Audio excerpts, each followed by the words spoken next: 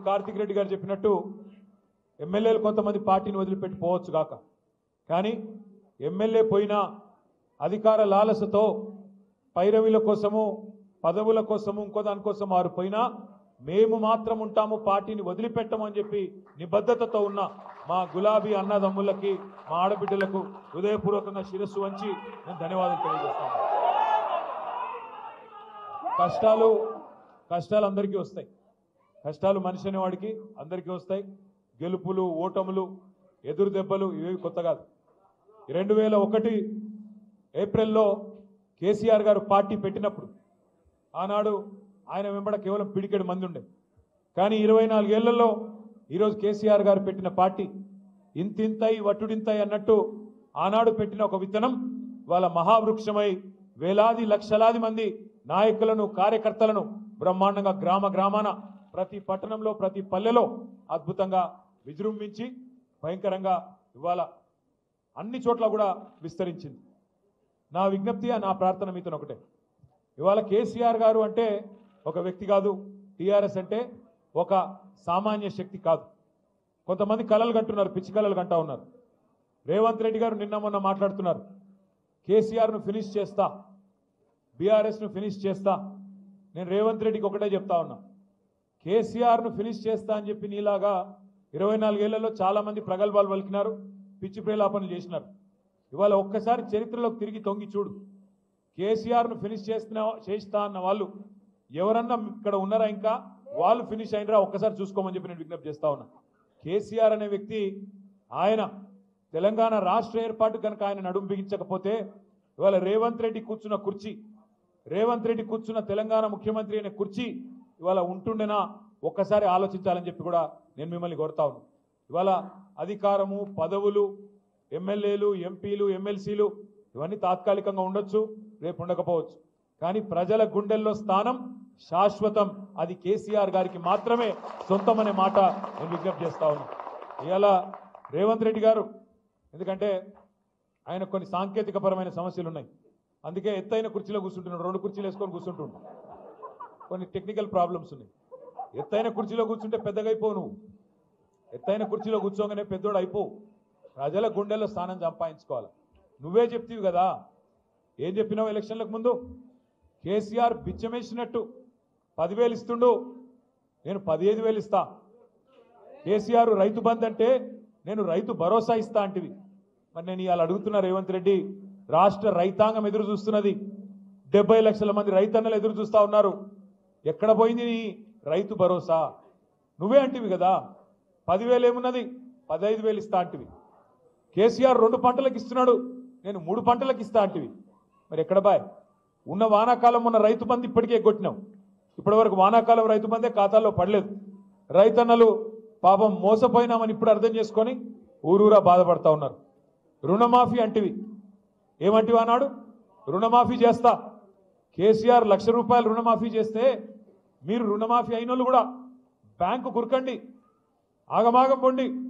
కేసీఆర్ ₹1,00,000 మీకు మాఫీ చేసినాడు, నేను 2 లక్షలు చేస్తా. లోన్ తెచ్చుకోకపోతే అర్జెంటుగా తెచ్చుకోండి, డిసెంబర్ 9, 2023 సోనియమ్మ బర్త్డే, వెంటనే సంతకం పెడతా అంటివి. మరి సోనియమ్మ బర్త్డే పోయిన సంవత్సరం అయిపోయింది, ఈ సంవత్సరం రానే వస్తున్నది, ఇంకో సంవత్సరం. మరి 2023 అన్నావు, అది పోయింది.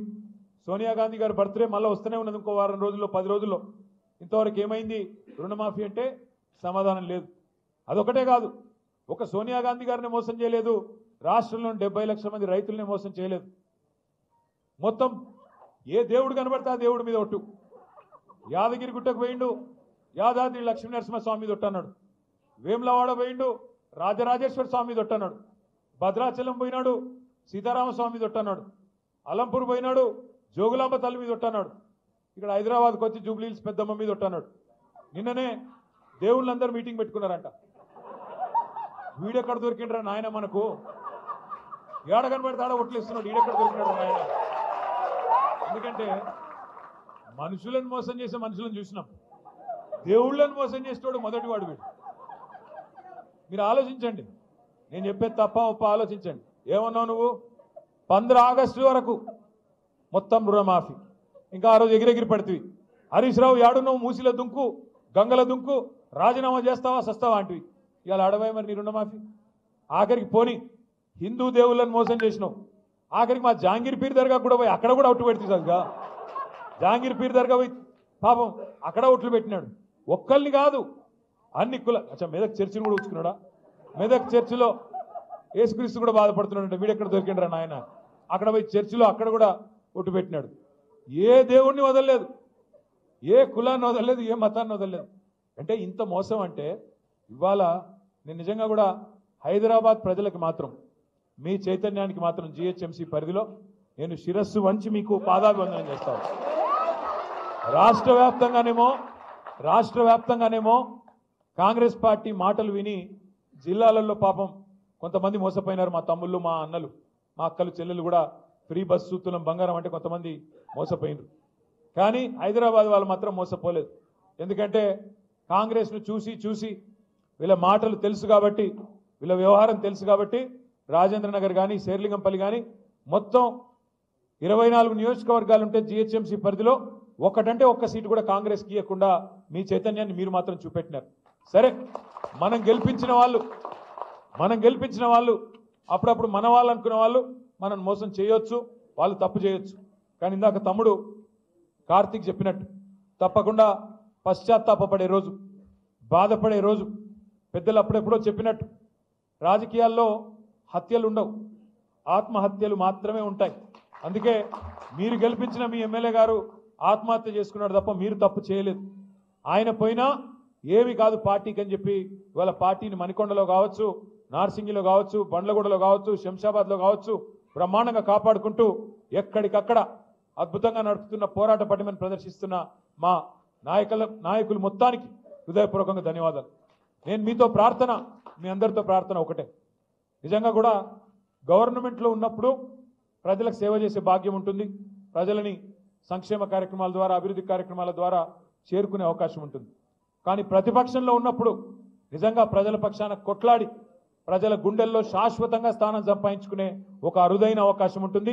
ఇవాళ అవకాశం మా తమ్ముడు కార్తీక్ రెడ్డి గారికి వచ్చిందనే మాట నేను మీకు విజ్ఞప్తి చేస్తా ఉన్నాను.